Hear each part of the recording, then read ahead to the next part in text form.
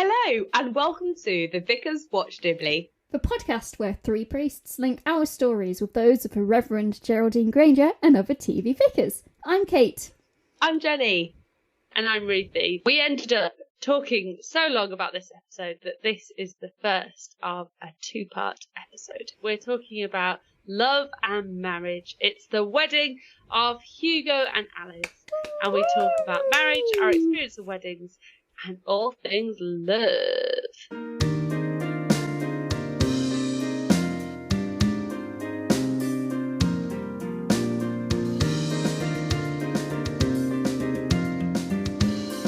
Hello, everybody. Hello. What's something that we have loved this week? I'll start because I've thought of something.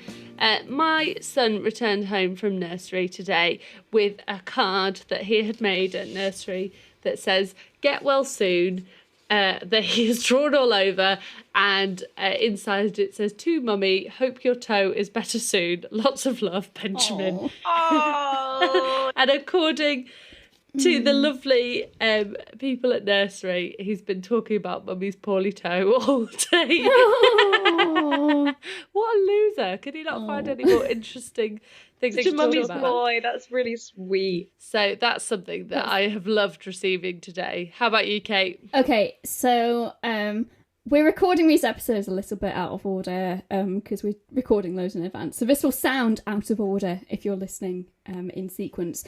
But I'm still on holiday at the moment, and I've been taking Millie, my dog, out on little walks around my different parishes, and I've really been enjoying discovering these kind of country paths and going off the main roads and going on adventures with Millie and introducing her to people. She's a heart stealer.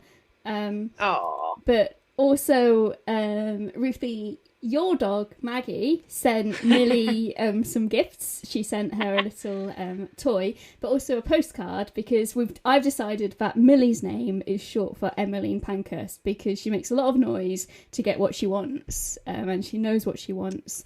You sent me a postcard with Emmeline Pankhurst on it. So cute, and what a lovely...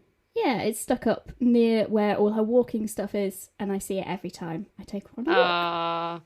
So Henry Ingram, you are letting the side down right now. Yeah, I know. Henry's feeling bad that he hasn't contacted Millie yet. I'm such a boy. Millie and Maggie, exactly. They're going to be besties, but we're alive. Yeah. Well, they're half related. Are they? Well, sort of. They're both half poodle. Oh, Henry!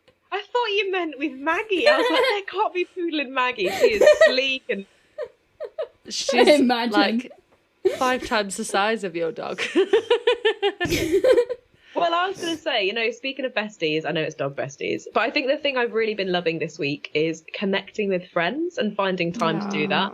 So last night I drove up about an hour away to get together with my 3 closest friends. And it was such a great time. And I noticed even driving home all the way through the night, I was asleep most of the time, but you know what I mean. And then I woke up this morning and I was like, I feel so much happiness and so much like me. And I'm like, wow, work-life balance is so important, and spending time. And I've had so many wonderful times this week actually with friends, clergy friends as well. And I'm just like, yeah, I'm loving spending time with people I love. It's so energizing. Absolutely. Very important. Speaking of love. Yeah, shall we talk about what we're doing this week? We're talking about season 2, episode 4 of A Vicar of Dibley, Love and Marriage.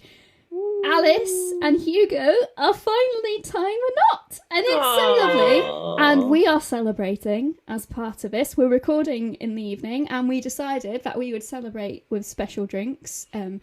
Thanks for clarifying that it's the evening. We're not recording at 9 a.m. and day drinking. Before we do our cheers, shall we tell everyone what we've prepared for our special celebration? I'll start.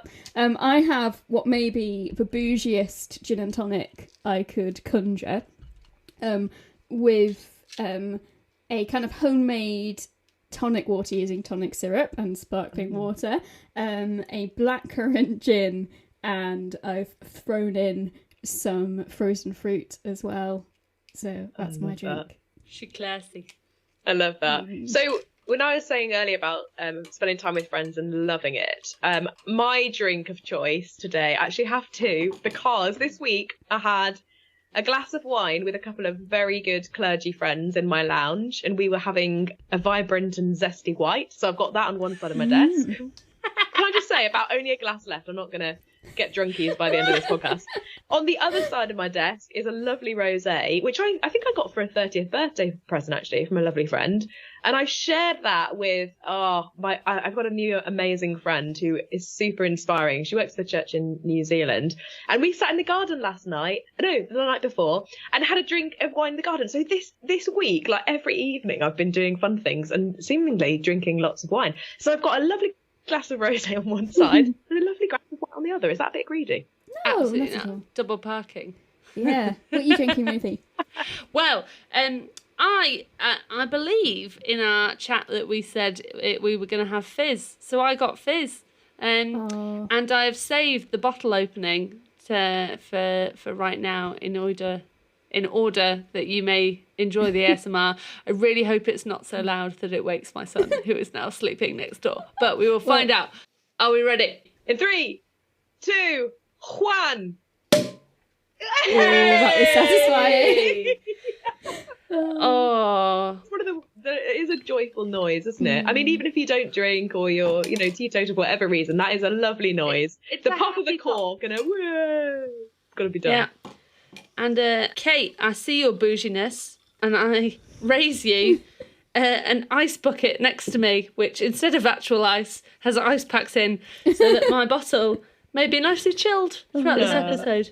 So, very dear listeners, by the end of this episode, we might be making absolutely no sense. So we'll see how many drinks we are through it. Shall we do a cheers? Oh, shall we? Oh, Hugo and Alice. To Alice and Hugo. May they have a life-giving and lifelong marriage.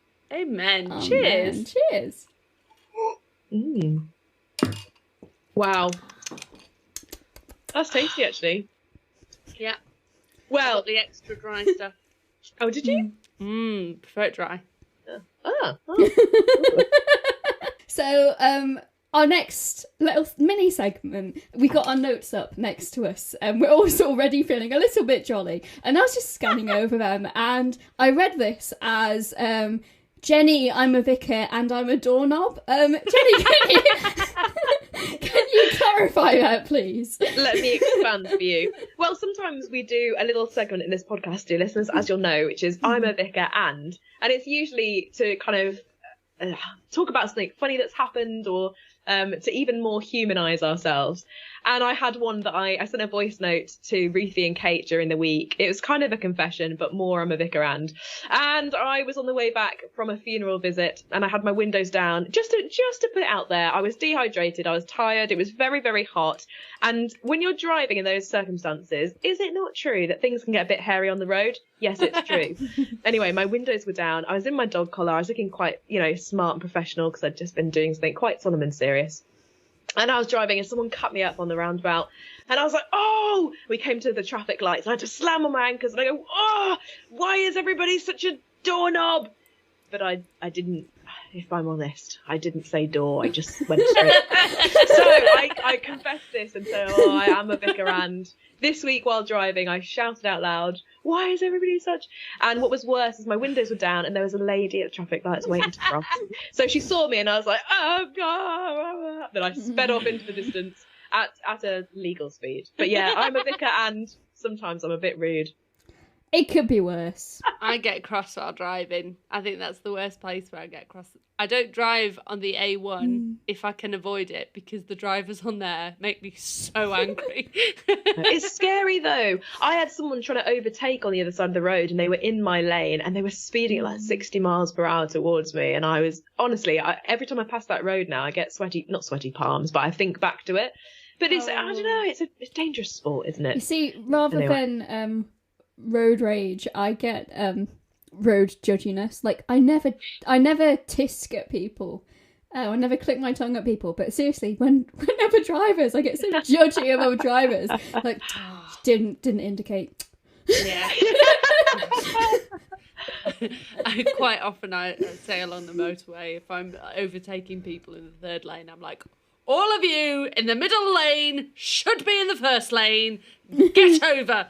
So yeah. Basically, we're all confessing slightly here that we are vicars and we get grumpy whilst driving. And I think many other people will do that as well. I think it's true of everyone. Shall we move on and actually start talking about our episode? Yeah, we can move on to a different road, as it very much were. Let's change tracks. That's Here we go.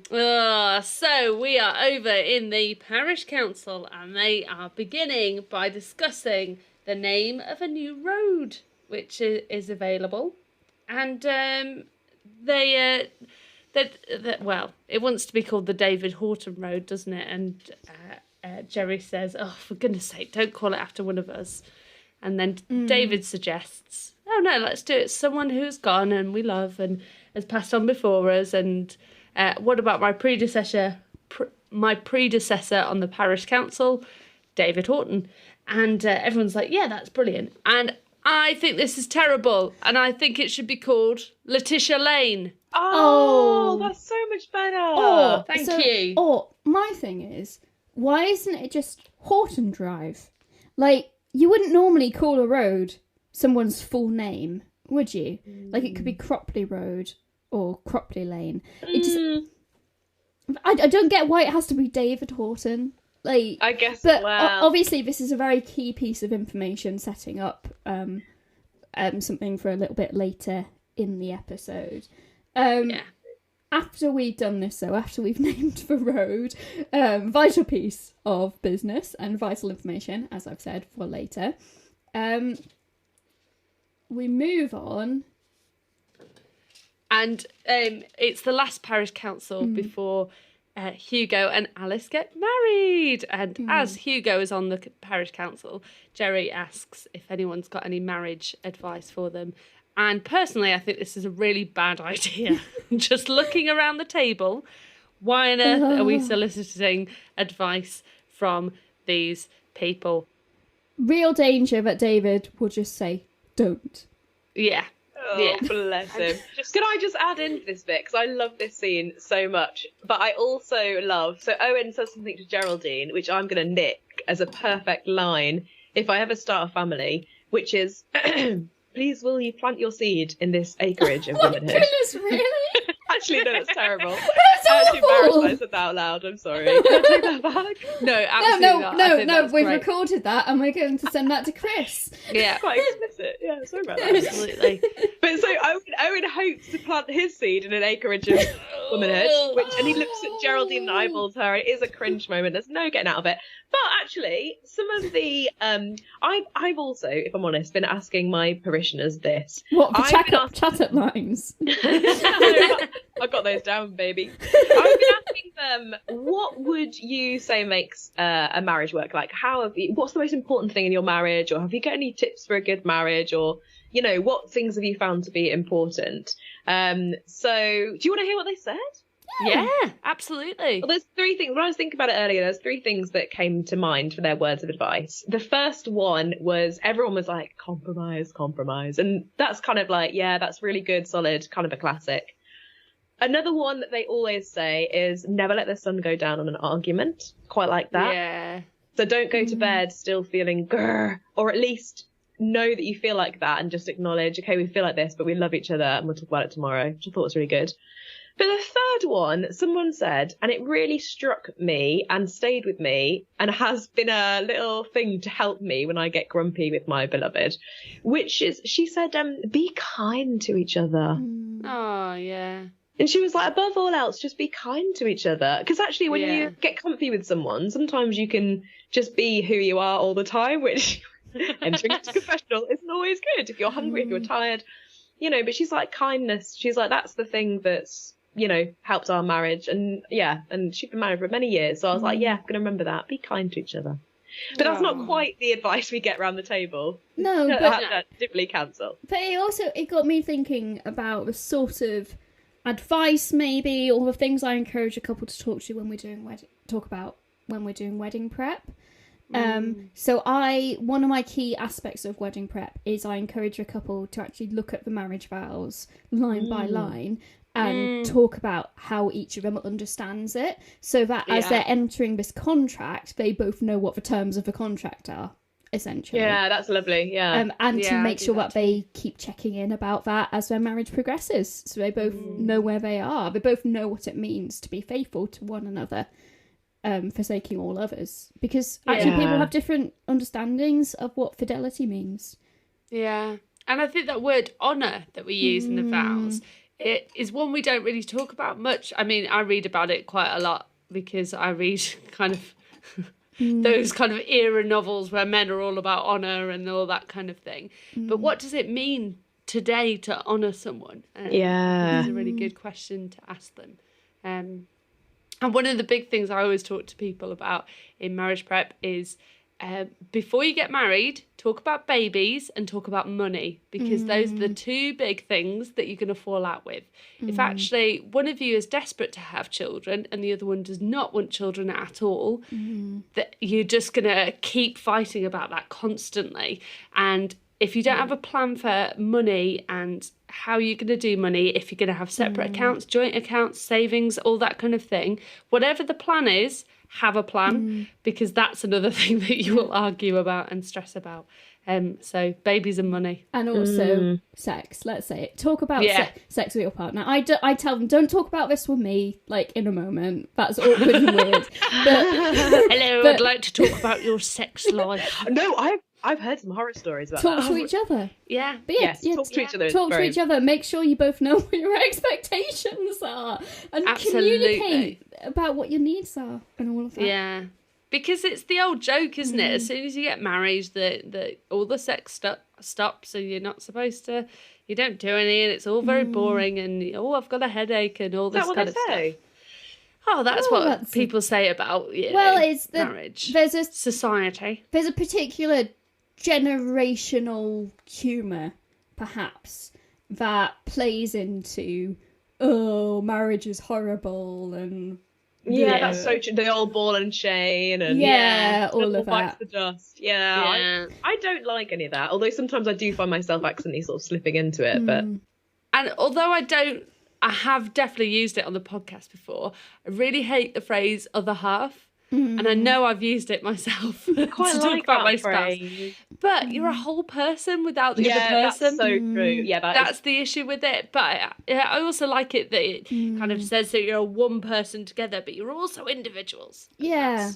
That's so important. So, that's so true. Aside from that kind of what makes a good marriage advice, I also tend to give some really practical wedding advice, which is I try to make it clear that the two things are separate. The wedding is separate from the marriage. They're linked, but the wedding is like who's going to be on duty on the day as the problem solver, so it's not one of you.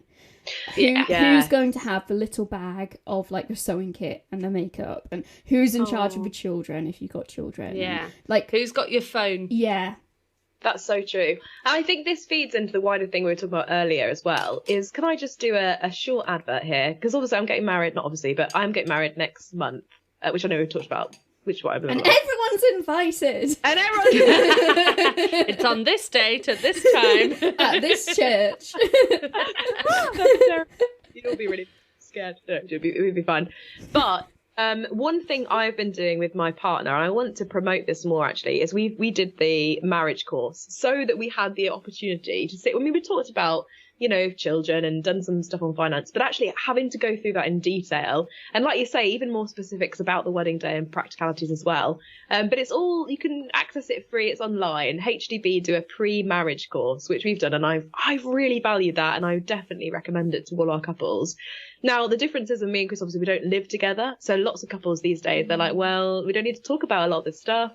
Some of them already have children, some of them already live together. Yeah. But still, I think there's so much value in there. And it's really designed in a way to be accessible for Christian people as well as those that perhaps don't know what they think about God yet. Or, I would just really, really recommend that. Just going to slide that in there. But it's worth saying that every vicar has a different kind of way of doing marriage prep. And Yeah. The way I did marriage prep when I got married is I wasn't particularly keen to do the marriage course, although I'm sure there are useful things about it. I loved it. But yeah. We went and invited ourselves round to dinner to people whose relationship we like the look of as outsiders. And we were just really rude and said, can we come for dinner and talk about how you do marriage? Because you like it. That. So we went and talked to lots of different people. And so we talked to people in same-sex relationships. We talked to people with children, without children, all these kind of different couples to see what their advice would be. And it was great. Can I and also not married add, people as well. I know, because I actually had the blessing of marrying you. Woohoo! Sounds like I married you, lol. And I'm sure I made you do a funny Mr. and Mrs. You did indeed. Yeah. Yeah. Just like it was great. Yeah. Oh yeah, definitely. Yeah.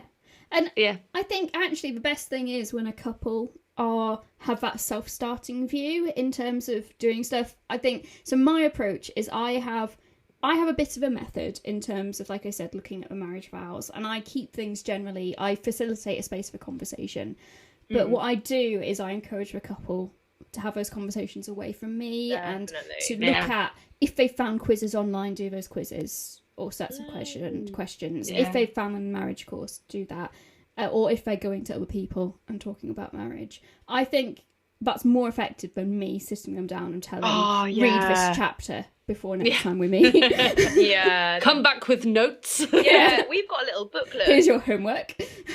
Yeah, well, I sort of do give them homework. I say, here's a little booklet for you. Good excuse for a date night. Get a bottle of wine or whatever it is you love and work through these questions. Don't bring them. And then we're like, oh, do we need to hand the booklet back to you? And I'm like, no. Yeah. I will be marking it. But that's the difference, is whether you give people work to do and then say, and we will be checking your work next time we meet. Versus, this is a really good idea of something you can do together. Anyway, we've talked about this a lot. Yes, but it's such an important thing to do. And I think it's worth mentioning as well that this episode is so focused on the wedding, and it's something that you said, Kate, that actually the marriage is the really important thing about it. And do you know what? If your wedding day completely sucks and everything goes wrong, it doesn't matter. Like, it sucks and it's rubbish and frustrating, but if you have a great marriage afterwards, who cares? It'll be an amusing anecdote for years to come. Exactly. So Jerry's received, asked all of these. Oh, yeah. Oh my goodness, we still haven't seen one. Oh, my gosh. So Hugo has received various interesting bits of marriage advice. Some we would recommend and others that we would not. Jim makes a comment that I think we would all find rather inappropriate. Not that have lots of sex. In fact, I think we would say, yes, that's a great not thing to with do in other marriage. People, necessarily. Not with other people, as a general rule. And Jim makes a rather racist comment. Oh, yeah. And we heartily disagree. Yeah, and we're not going to particularly talk about this now because we think that this is something we could discuss later. But there is something in being a vicar and in that role of, when do you call people out when they say things wrong? And when do you just kind of let it slide? When's the appropriate time? But we think we'll cover this later on. Yeah, particularly when there's generational and societal and even class differences. And anyway. There's lots of things to think about. So we go from the parish council to the vicarage, and once again, Geraldine is in. This is my favourite jumper in the whole world. Yeah. You guys know which one it is. It's that white one. It's got like crosses on it, kind of like a high neck. It's got some Holy Spirit doves. It's like got white. Like a boat neck. Yeah, it's beautiful. High boat neck. It's really, it's great. It's the one that she says her grandmother knitted her. She's blind. Yeah. That one. That one, yeah. Thank you for shouting that jumper out. And we catch her in her stupendous jumper on the phone to the bishop. And they're having a bit of a discussion, it appears, about jobs and about different opportunities for Geraldine. And we thought we'd just kind of briefly talk about how do you get jobs in the church, and it all feels... How does it work? It's a weird old process. Because is. Jerry is being scouted, it seems, for this job. Is it a bishop that she's on the phone to here? It's a bishop. Yeah, a bishop. Interesting. I think it's her bishop because she says love to Rocky and things like that at the end, isn't she? Yeah, well, until that point, I thought it was some other bishop who she'd met while training or kind of pre-ordination. But isn't Rocky the one who, in an earlier episode, is revealed to be the partner of? Yes. Yes. But the partner changes throughout the Yeah, series. Yes. quite often. So, but either way, it is a bishop who knows her and knows her well enough for her to joke about sex positions with. And Very has awkward. given her what tends to be called in the Church of England the tap on the shoulder. There's sort of a few ways that you get jobs in the Church of England. One is that you look in the classifieds. It's generally in the Church Times, but it can also be on the diocesan websites, and the jobs are advertised just like any job. And you put in an application, and then you are either shortlisted and invited to interview, or you're not. Or you can be invited to apply for a job, and then you still need to then do the whole application process, but you've been given a little bit of an indication that you're encouraged and wanted. It's like in other sectors. It's like in other sectors, isn't it? Like my sister-in-law works in a bank, and her manager said, "I think you should apply for this job," and that kind of thing. So that kind of thing still works in the Church of England. So the job that I have now, not my boss, but my boss's boss, nudged me and said, "I really think you should apply for this job because I think it'll fit your skill set." So that's how it works. And ideally, you want your senior clergy to know you well enough to kind of recommend, and also for the bishops to position their clergy to see, like, oh, what does this community need, and who have I got to? But yeah, it's one of those things that can go into difficult territory, can't it? It's awkward because I was invited to apply for my job as well, and I absolutely love it. It's brilliant. It is actually the perfect fit for me. So it was the right call to invite me to apply, for certain skills and everything that I had. But I've known people who've been invited to apply for jobs and they haven't gotten it. It's tough. And there's something very uncomfortable about being invited to apply sometimes, because there is something, although you still go through exactly the same process of writing an application, writing a personal statement, going through the interview process, etc., etc., and you could be told no. It's still, I feel awkward telling people that I was invited to apply for my job. Oh, really? Yeah. It's not nepotism, but it feels like nepotism, if that makes sense. I think it depends on the way it's done. Because I was in a similar position for here. But again, it's because I trust my senior clergy, and I'm like, okay, I'll have a look, and, And I'm grateful because, like you, Caitlin, I feel I'm in the perfect fit and trust, like, actually God's at work, even, I was going to say, even with our senior clergy, but I didn't mean that. I mean, it's like, even their decision and process making, like, there's more going on. I trust or hope there's more going on that meets the eye.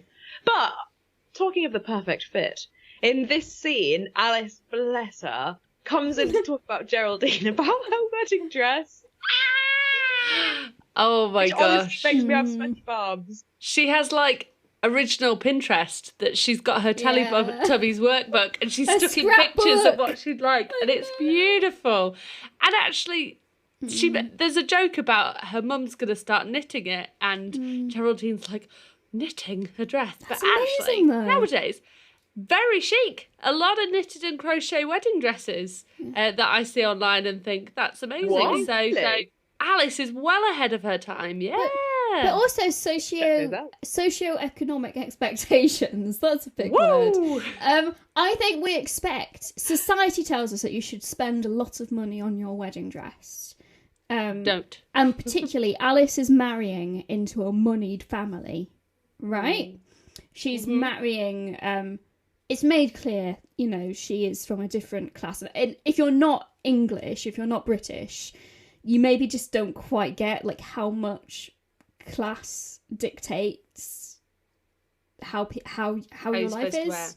And what like the royal weddings, if you've ever seen any of those, there are certain expectations about what a dress will look like, and it's kind of expected that it'll be a British designer who will design the dress and all this kind of different stuff.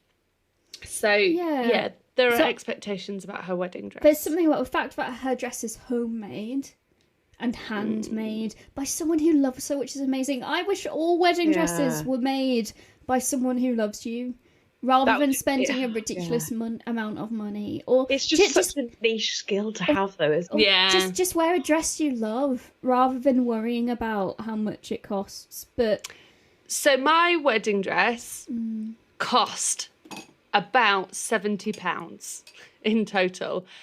But no way! Of the whole thing in the wedding, the one thing I think I would change would be my wedding dress.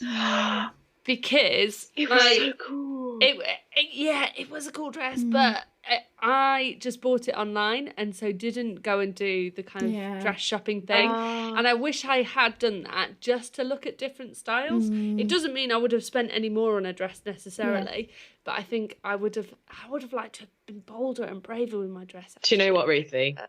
This could be wrong, but slip off your wedding ring. Me and Kate will come over. Yeah, let's no. Let's do it. Let's do a say yes to a dress from you. Oh my gosh, my friend's getting there. Oh, sorry to all the bridal experts out there. I'm sorry.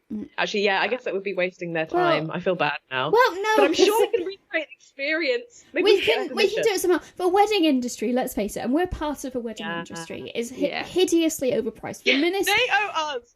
The minute you throw the label of wedding onto something, it's overpriced. And to be honest, even like the cost of a church wedding is in comparison negligible, like compared to renting out some manor house or whatever. But compared to a registry office wedding or like courthouse wedding, like at the moment the price is £480, which is actually quite a big jump from the cost for last year. I think last year it was 450. I think it's 464. Yeah, so it's jumped up, and £480 doesn't include an organist, doesn't include bell ringers, doesn't include a choir, doesn't include a verger. So 480 is the base amount, which we are told by the National Church that we have to charge for weddings, and it's needed because the church has to have money to run. But lots of it is legal fees. A lot of it is legal fee, but also when you start to break down, so I wanted to talk about what actually is included, because it's not actually just the 1 hour approximately on the day that you get married that you're paying for. So what else are you paying for in that amount? So you've got legal fees, you've got wedding preparation, so that's, I meet a minimum of 3 times.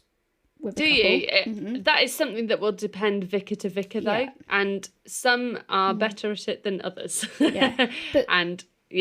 Ongoing support in that way. Yes.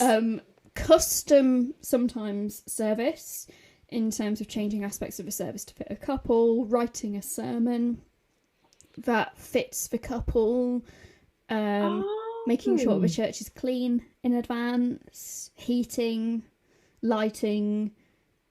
What else do you think? I think heating it is extras. It depends on the church. Heating it is extras. If it's between October and March, it's extras. This is so interesting because I've never thought of it like this. I've just kind of thought is that 480 is for the service on the day, because everything else I sort of have to do anyway, because that 480 just for those who are listening who are interested, is split between what the church itself gets to keep, what the little church you're getting married gets to keep, and about half of it goes to the diocese, I guess, to pay the legal fees, and half of it comes to the church. Really interesting. I'd never really thought about this before. I just assumed that is the cost, for wedding legalities on the day, and then the rest is just because you kind of have to, like from a church wedding to a civil wedding, is the ongoing support. Perhaps same with a funeral, and there's a sort of assumption if you've got a good vicar, and I know that sometimes I fail at this, so hands up, I'm not always a good vicar about this, but I try to make it clear that I'm always available if the couple need me, if they ever want at any point down the line or in advance to have a conversation about how things are going. It's about building that relationship as well. Definitely. And offering, one of the things we're hoping to do next year is to offer marriage courses as well. So I'm always saying to my brides and grooms at the moment, stay in touch with me, and if we've got things coming up, it would be great to have you with us, that sort of thing. I did a marriage blessing a couple of weeks ago, which is basically the couple had been married legally beforehand, because of COVID, whatever, it had been a small celebration, and they wanted to have a big celebration. So we did a wedding blessing. Didn't have to send any money to the diocese, so the church could set a cheaper fee. And it was still just as beautiful, just as special. A wedding in all but name, and I didn't have to do any of the legal paperwork, which is win for me. Yeah, it's lovely because you get to even but plan it's it as not a wedding service, but it's just very a importantly, so but it's not a a wedding. Very careful not a about the wedding. wording. I said multiple times this couple have already been married. Yes. When we came to exchanging rings, because they wanted to exchange rings, I gave you this ring. And I think for vows, I'd said something like, I affirm, or like I made it really clear, like you're just affirming what you've already decided.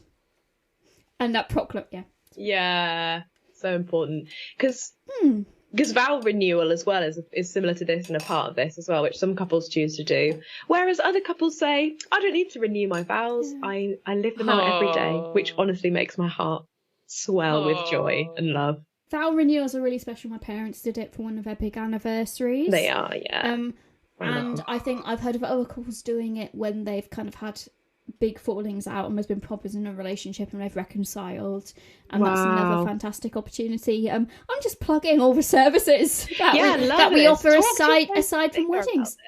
Yeah, your local vicar would love to talk to you about vow renewal, wedding blessings if you haven't got married in church before, or just maybe a bit of marriage support, some marriage courses, what's going on. It's always good to check out what your local church is doing.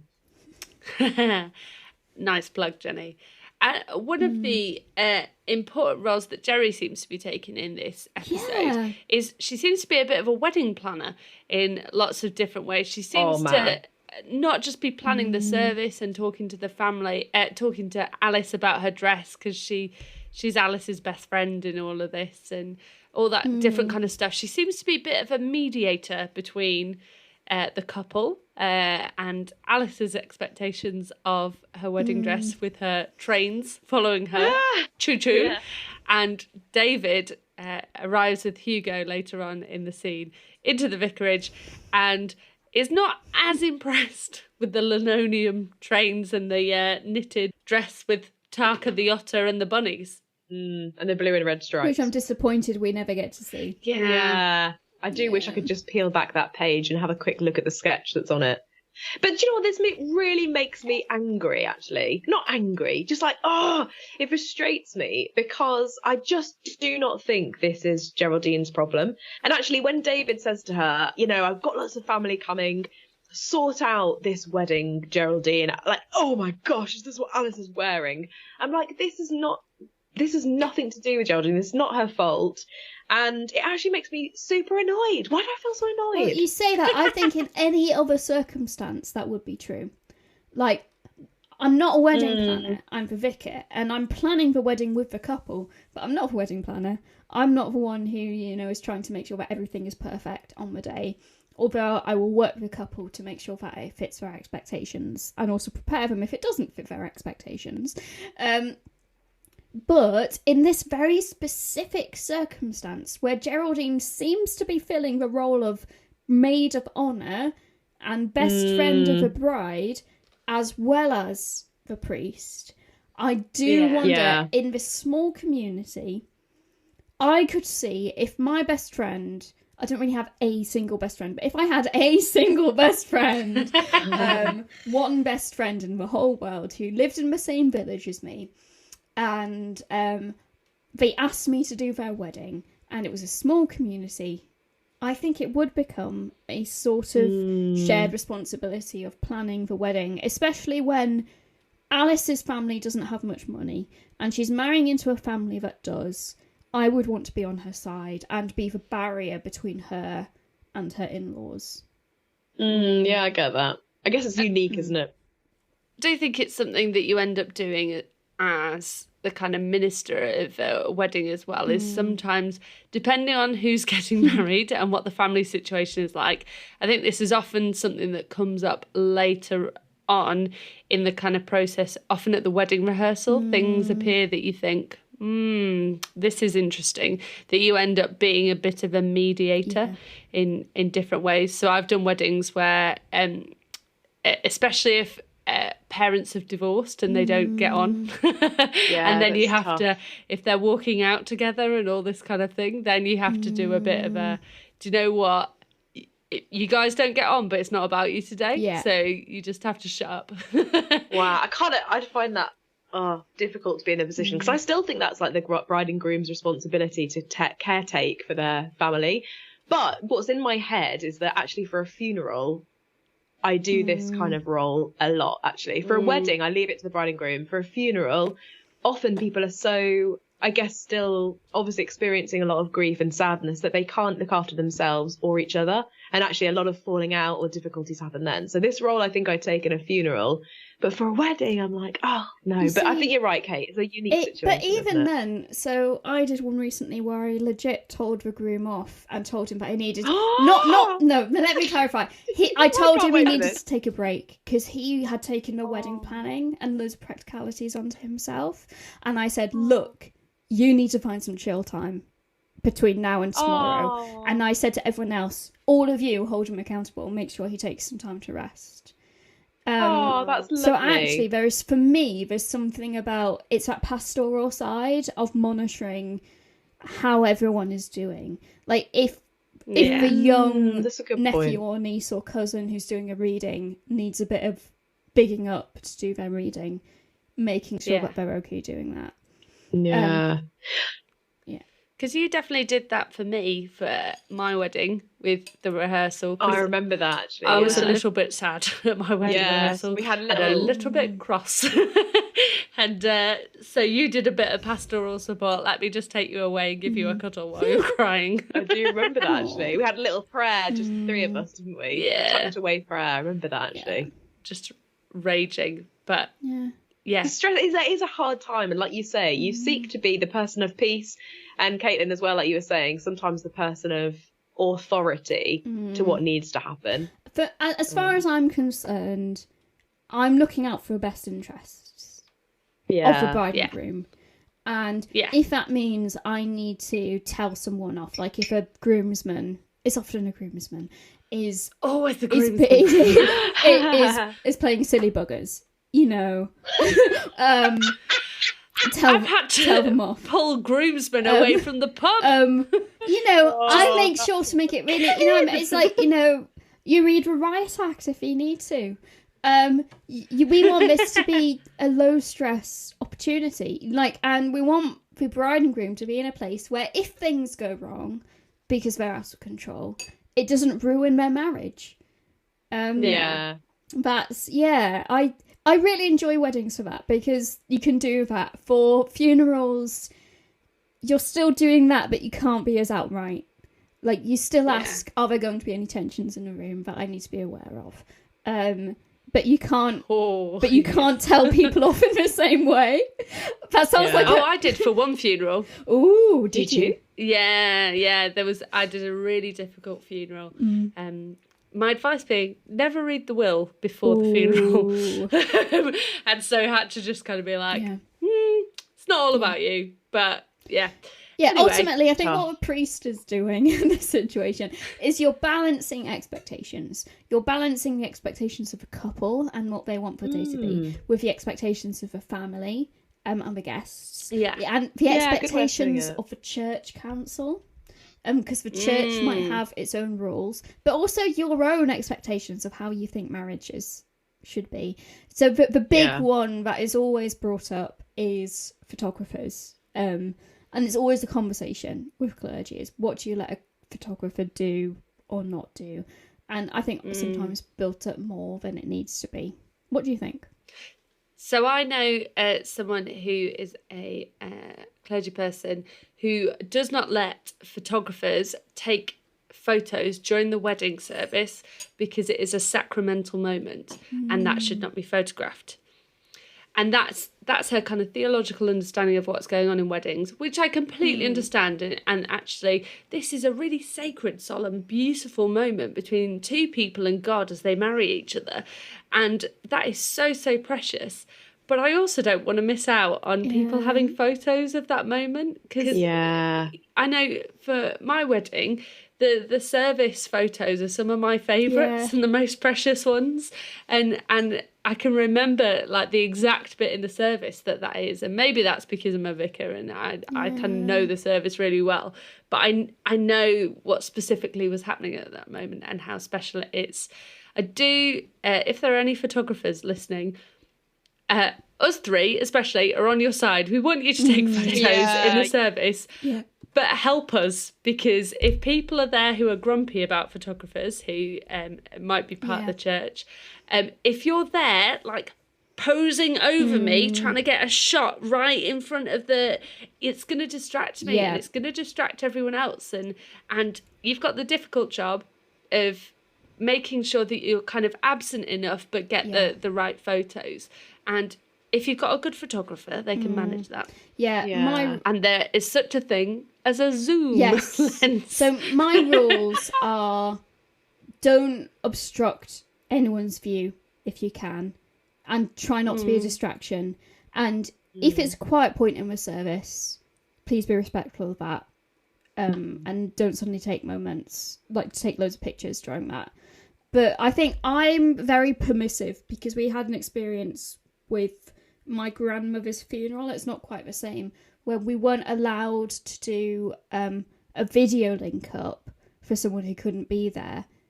And the officiant told us that we weren't allowed to do that, which, to be honest, was brave of them, because my dad's a bishop and I was an ordinand at that point. And bless him, to be honest, this is completely off topic, but the funeral visit was very interesting, with the three of us in that room and the rest of our family who are all very strong Christians, and I think the officiant was feeling very off-footed. But yeah, because we were told, no, I try to make it happen if I can, because I know how important it is. Yeah. Definitely. I can't remember anything without a photo. So, I always think my bestie is a wedding photographer. And so I always think of her whenever I'm speaking to photographers, because I've heard some absolutely terrible stories. There are some photographers who are actually scared of clergy because of the way that they've been spoken to in the past, which is so gutting. I've apologised to photographers before. Ultimate rule, be kind. Be kind. I'll lay down my rules, but I'll be kind and considerate, because there's so many wedding photographers who've had bad experiences of clergy. And there's also so many clergy who've had bad experiences of wedding photographers. Be kind. And no drones. No drones in the church, please. Thank you. No drones. Unless it's a special occasion. I always try and get the couple to tell their family to turn their phones off and not take photos during the service as well, so that their family can engage in the service properly. And also photographers don't get, someone in the middle with their iPhone trying to video the bride coming up and all that kind of thing, because that's just going to ruin their pictures. And it enables their family and friends to actually engage with what's going on and not accidentally check Twitter or the football scores. And so Geraldine is managing a whole load of expectations, but she's also got these really... It feels like she's managing some very interesting things that she wouldn't necessarily approve of, like all of Alice's ideas for her dress. Have you had, without exposing anything, without exposing anyone, breaking confidence, have you had any strange or unusual or interesting or beautiful requests for weddings? Well, on exposing, I've seen some very exposing wedding dresses that I just think, flipping out, don't bend over, love. I hope you've got some tit tape. I haven't had too many. I mean, I find myself having to go above and beyond for weddings. So, like, obviously there's often, like, flowers setting up. Sometimes people want lights. And often, like, going in on your day off to make sure everyone's got what they need. And I'm like, but then I'm like, hold on, these people are getting married, Jenny. You can sacrifice it. I mean, one thing that I have had a little bit of is dogs in service and dressed up dogs in services, which I don't mind. I kind of like, but I know it's a little bit quirky. Or petals being sprinkled on the floor. And you know, I'm always the one, oh bless, and the verger actually as well, often sweeping them up or whatever. But yeah, nothing too quirky. I think the only thing I would say to any brides listening, brides to be, check out how wide or narrow your aisle is. Make sure your dress can fit down it, ideally. Oh yes, I've had those weddings where the dad could not walk down next to the bride because her dress was so big. Yeah. And it was wider than the aisle, so it was pushing back, so there was no way that dad was walking next to her. What happened? Did he walk in front? He walked behind. He walked... Oh! Yeah. That's quite sweet in a way. But I agree. It's got to be. It's a question I've learned I need to ask. Now I've moved to country churches. I now need to actually ask what the circumference of a dress is. Do you ask him in wedding rehearsal? Well, no, I haven't done it. I haven't do. done it yet, but I now realise I need to, because at the last one I did, they were putting out extra seats, and the aisle was getting like narrower and narrower, and I was like, I don't know if a dress can fit through. The best request I've had that was so beautiful but also very stressful was a couple they'd had a little baby a few months before, and they wanted the baby to be brought in a little carriage, like as sort of a ring bearer. It was beautiful, but quite stressful and quite complicated, and one of the most complex wedding rehearsals I have ever had. We practiced the entry about 5 times. That's tough. But yeah. I think with small people, just be prepared, now having had a small person, that what you practice might not happen on the day, because small people, you know, if they haven't napped properly, or they're tired, or they're hungry, or they, you know, things just don't happen as you might expect them to happen, and just let them roll with it. And I love having kids at a wedding. I think it's so much fun, and they add to the wedding so much, and it's just joyous. But they might be interesting. My spouse did an excellent wedding where the couple were reenactors and did Viking reenacting and stuff like that. Amazing. So there was lots of talk about how, and they were like really into heavy metal music as well. So there was lots of talk about how they could add those bits into the wedding, and they wanted a sword arch as they left of all these like battle swords and stuff like that, and it was amazing. And playing music from The Hobbit through the service, and music is one of those really interesting ones, and I think people just expect us to say no, and so don't ask, but why not ask? Look, you know, the only things I'll be really stricter about are the wording of the vows. Like the actual legal stuff I'm not changing, because it's legal and I don't want that to go wrong. And make it like tone, like I will advise against anything that's too explicit, or anything that like suggests that a marriage might not last. And also like no help me's painted on the bottom of shoes, please. Like nothing that is going to actually hurt the feelings of the other person. Bruno Mars, I Think I Want to Marry You. I hate that song so much, because it's a beautiful night. We're looking for something dumb to do. Let's get married. Like, no, it's not a dumb thing to do. It's a really special, wonderful thing to do. It's not a stupid thing to do at all. So please don't play Bruno Mars. Friends, we're only on scene 2, and I've finished my drink. Whoa. So there's been lots of conversations going on, and poor Geraldine is trying to work out how to mediate between David and Alice and Hugo and all these different things. And David suddenly leaves, and Hugo's busy snuggling up with Alice in the kitchen, and so they have to kick them out, which is a scene that Kate clearly has found so funny. She's nearly choking on her tea. Sorry, it's got me giggles for no reason. Carry on. But another bit that I love, and I've definitely used this phrase many times afterwards, is Alice comes out of the kitchen and says, when he kisses me, I feel like I go goose pimply, like a great big pimply goose. And I have definitely said that phrase many times about being smooched. Pimply goose. Like a pimply goose.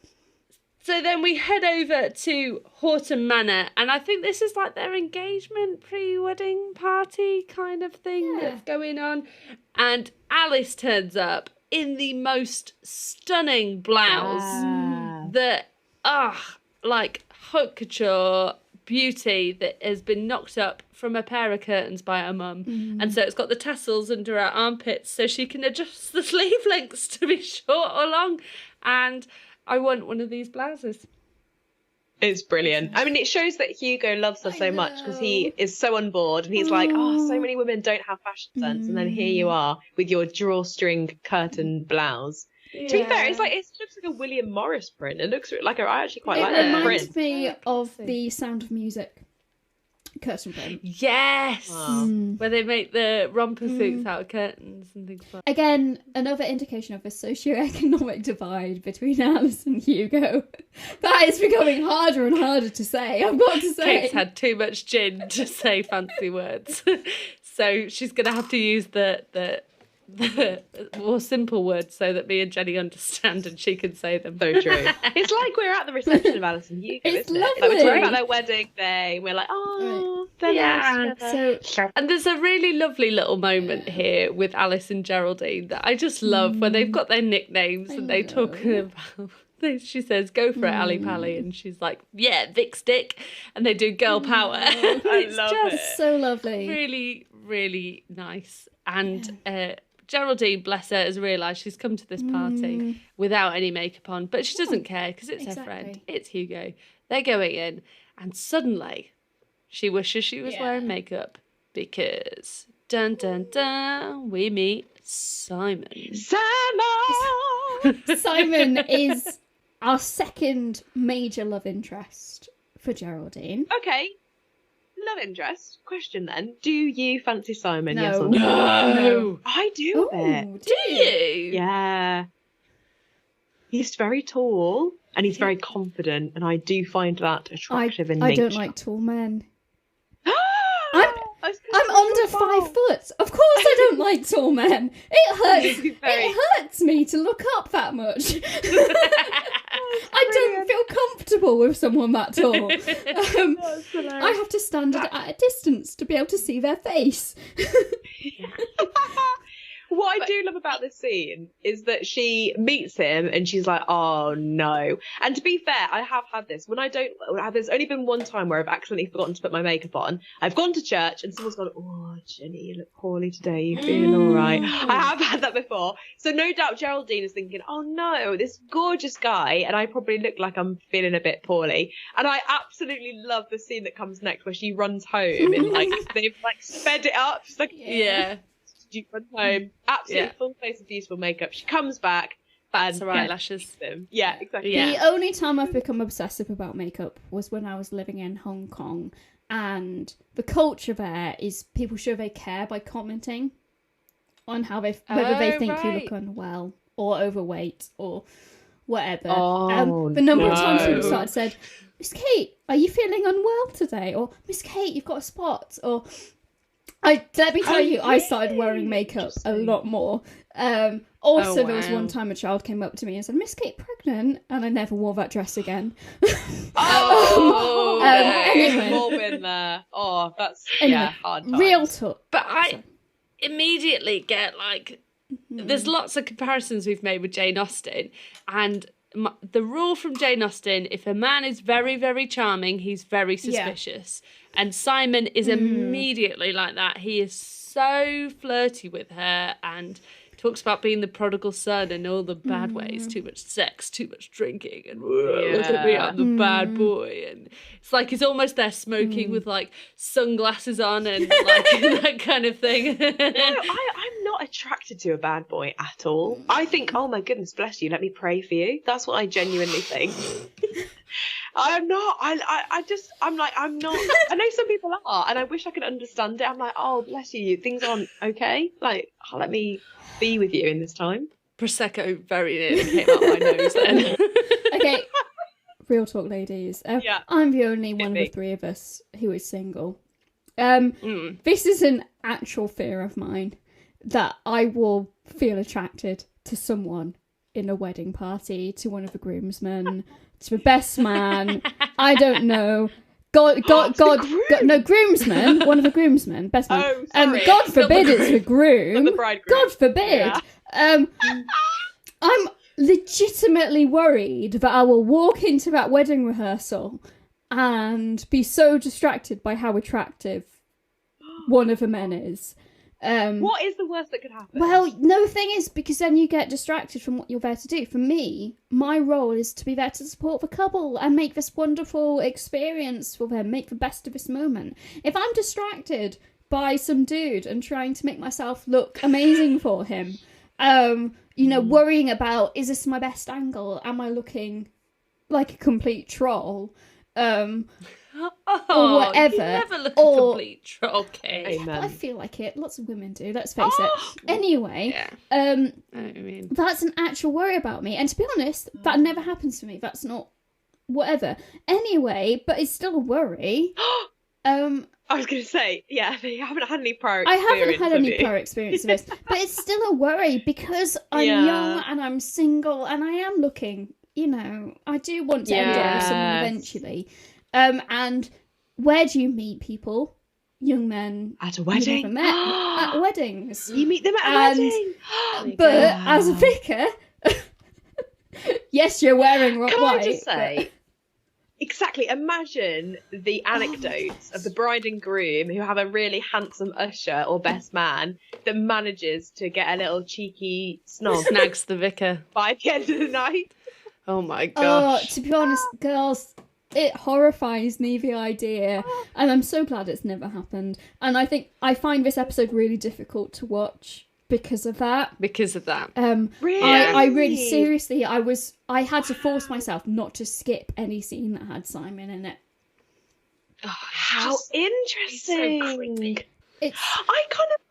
He's But a then- bit creepy. I can't... Also, realistically, because I'm really short, I was feeling that height difference. Like, that is my daily life. Let's face it, it's pronounced there. Yeah, just the cranking your neck up. And, well, Geraldine has this experience that Kate fears of fancying a member of the wedding party immediately, and so ensues the awkward flirting between her and Simon that just hurts me. I think I've just had a revelation. I think my fear might come from this episode. I think this might be the source. This is therapy. This is therapy. This is the source of my fear. Geraldine has a lot to answer for.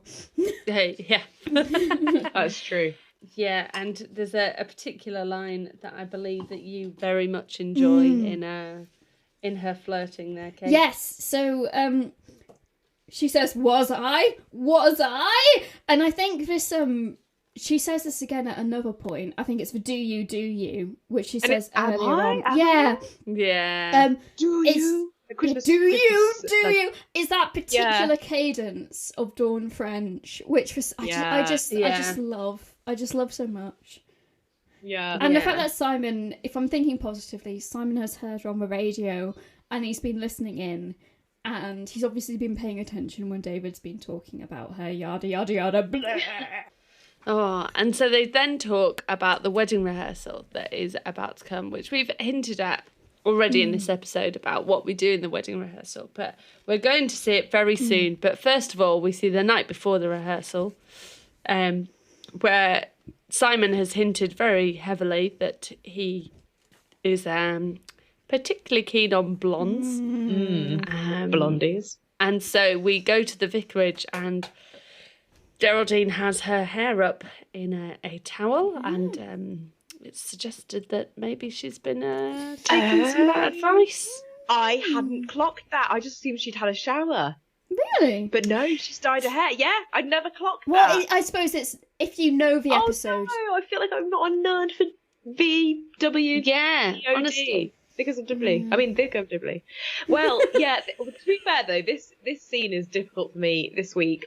So Geraldine, she has her PJs on, she's got her hair in a towel. Obviously, Why would you answer the door? Because she's a total bodacious babe who loves her parish, right? Maybe she's hoping it's Simon. I don't know. Who knows? But the doorbell goes and she's in this relaxed state.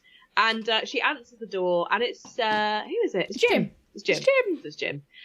Now, this is hilarious to me. So she's wearing her pyjamas. Now, this very lovely. One of my parishioners, who I absolutely love, who again is parishioner and friend, rang my doorbell at 7:30 in the morning when I'd had quite a late night the night before. And I was like, oh no. So I had to appear to her in my pyjamas. And I was like, oh, her poor eyes. And actually I had to sort of add more clothes so I didn't look too revealing. But what I love about Geraldine is that she's like, she doesn't care. Hey, here I am in my PJs. And I actually really love that. Yeah. No. We've talked about me answering the door and it was a retired bishop and I was wearing some very skimpy pyjamas. I think there's something normalising about saying I'm at home, I'm wearing comfortable clothes. And maybe not my most revealing clothes, but, you know, I'm not going to pretend that I'm not wearing pyjama trousers when I Christmas Day, after my Christmas services, I got home, I put on my pyjamas because I was tired, super tired. Someone randomly calls on the door of the vicarage because they want to give some money for the church, and of course the vicar's going to be in. And I was in my pyjamas, and I was like, yeah, like I'm not going to pretend that I'm work ready when it's obviously off time. And I think, Geraldine, own it. It's for night time. Yeah, exactly. And Jim comes around, bless him, to test out his best man speech, which one of us thinks is an absolute Two of us. cracker. I love one it. Of us. What? I love Oh, it. both against It's one of my me. best moments Right, in the here's Vicar the of Dibley. battle. No. It is one of my favourite moments ever. Explain it, because I'm going to diss it before we get a balanced view. Jim is the best man and he comes over to practice his speech on Geraldine. And this is the scene that in a previous episode where I got confused with when it was Frank coming out and I thought she goes off and gets snacks. It was this scene that I got confused with. But Jim comes over to practice his speech and Jim started with some lyrics from ABBA from the song Knowing Me, Knowing You. And if you remember Jim struggles with his nose. And so is saying, no, knowing me. No, knowing you. But it's so much slower. Yeah. You know the scene. It's so... But it's the with the hand gesture. It's just beautiful. And Geraldine is like, this is going to take ages. She goes to get water and then some biscuits and... He quotes this song, Knowing Me, Knowing You, and no. For me, it's the payoff where it's so much. Yes. So Ruthie knows this. Some of my favourite jokes are Shaggy Dog stories, which are all about building huge amounts of frustration with your audience. Yeah. And then you pay it off. Sometimes you pay it off with a pun, sometimes you don't. And it's funny. I find it funny. And it's the build-up, which is the funny part. And for me, the build-up towards knowing Hugo. Knowing Alice. Like, for me, that's a sudden emotional punch right to a solar plexus. It is. It's lovely. I love that you love it. For me, it's like, this is too close to my life and I haven't got time for it. And I actually feel slightly sad and ashamed. I think I'm just one of those persons that I'm like this. Bang, bang, bang, bang, bang, push, push, push. I'm trying to noticeably slow down. I'm like, Lord, leave me in your time. But seriously, this scene, I nearly fast forwarded it. Sorry. But then you said it's lovely because of the day you'd had, and you just didn't feel like you had capacity for Jim. I've had a time. I in fact, I've actually done a wedding today. Oh wow! I'm full of weddings. I know already. But I love them. To be fair, I couldn't get enough of weddings. But yeah, when you've had a heavy people outward facing day. One more person going no, and to be fair, I love him, and I do try and be a compassionate person, but I was like, this scene. I would definitely be a Geraldine. I would go out for snacks. I think there's a comedy called Spaced, which they have a joke which is skip to the end. So one of the characters blathers on a lot, and another character just says skip to the end. And it skips in. And sometimes I think we have that in life where we want to say to someone, just skip to the end. I know. You never can. Because you love them. You want to hear their journey. You're there for them, of course. But sometimes you're like, Keep going. So anyway, we're never going to agree about this, but as we've said, But it's the best joke. Geraldine is dyeing her hair because she has been told by Simon that he likes blondes. Gentlemen prefer blondes. I used to dye my hair a lot. As you both know, I used to have pastel coloured hair, and my goodness, I think it suited me. I miss my pastel coloured hair so much. So much upkeep, though. I did this in my second year of college, and it was a big kind of, I'm not ashamed to be me moment. I've always wanted to do this. I'm gonna do it. I'm no longer gonna care about what other people are gonna think. But at college, there were people in authority who suggested to me that it was inappropriate and hoped quite fervently that when I entered ministry, when I got ordained, I would dye my hair back to a natural colour. And I did, and in some ways I'm disappointed with myself for that. But it was really because I had a family funeral, and I knew there were parts of my family that would really not be able to handle me having lilac hair. But maybe I'll do it again. Who knows? Anyway. Do it.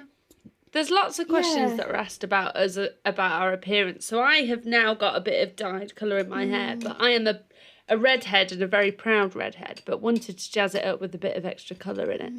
And I was doing a funeral the other day, and I was at the crematorium, and the director there asked me about my tattoos, because I've got like half a sleeve tattoo.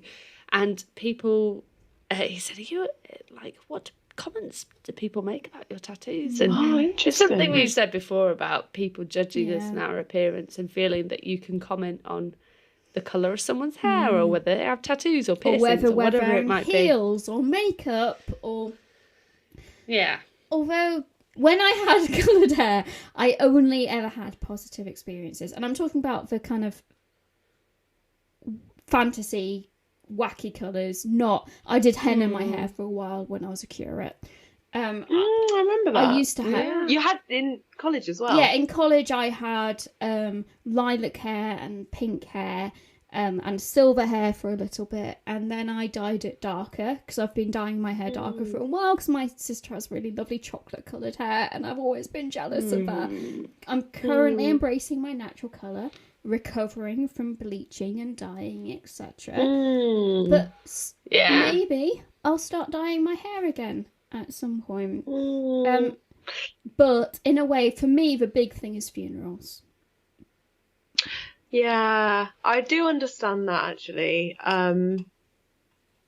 There is a part of me, and I'm not sure if this is a part that will be rejected, that is like, actually we have a duty of care to people to be almost, you know, like how our vestments make us blend in. A little part of me thinks, do we have a duty to just be neutral so that no one's thinking, the vicar's X, Y, or Z.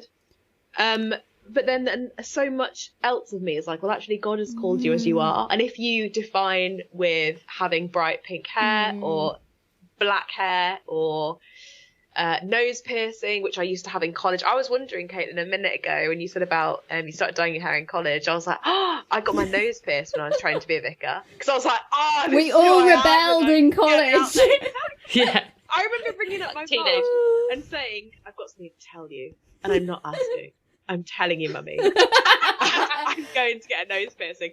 And she was just so relieved that it wasn't something terrible. She just laughed on the phone. But like, yeah, I'm torn about this a bit. There's a responsibility to be a leader and to be neutral, bland, if you will. Maybe, although I can already hear our listeners going, no, that's not true. And a little part of me as well is, in fact, probably a lot of me is saying, no, that's not true. You've got to be who you are. And minister as God has called you to be. But how that looks physically can be tricky. Attention. I think there's something about being true to who you are and authentic, and actually there's something very attractive about that to people as well, I think. And not just in a, oh, hello, but also in a, oh, okay, that's a different way of being a vicar as well. But I think it would depend on how you looked. So if I had a massive Mohican, which I don't, sadly, when it came to a funeral, I think I would probably kind of wear it down and in a bobble kind of thing. And so how I would style it would be different. But yeah, you also, you know, there needs to be more punk rock vicars Yeah. because one of my good friends who's a vicar does actually have a Mohican where the top of the Mohican is dyed red. amazing. I know. So it's like actually, yeah, I don't know, maybe it's a sermon in an appearance by saying, actually, this is who God's called me to be. And actually God accepts us and calls us and loves us as we are. And some of us, like me, look bland. And others of us are rocking a Mohican. And actually, all of it's welcome. Jenny, you are not bland. I am a vanilla lady. I mean, your surname is about to be bland. You're going to be bland. But you're not bland.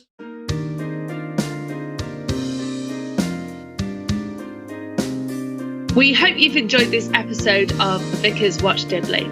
Thank you to Toby for editing our ramblings.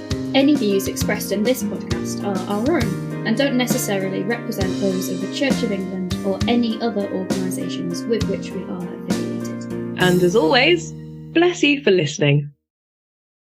Did you hear about the notebook who married the pencil? No. She finally found Mr. Right. Oh.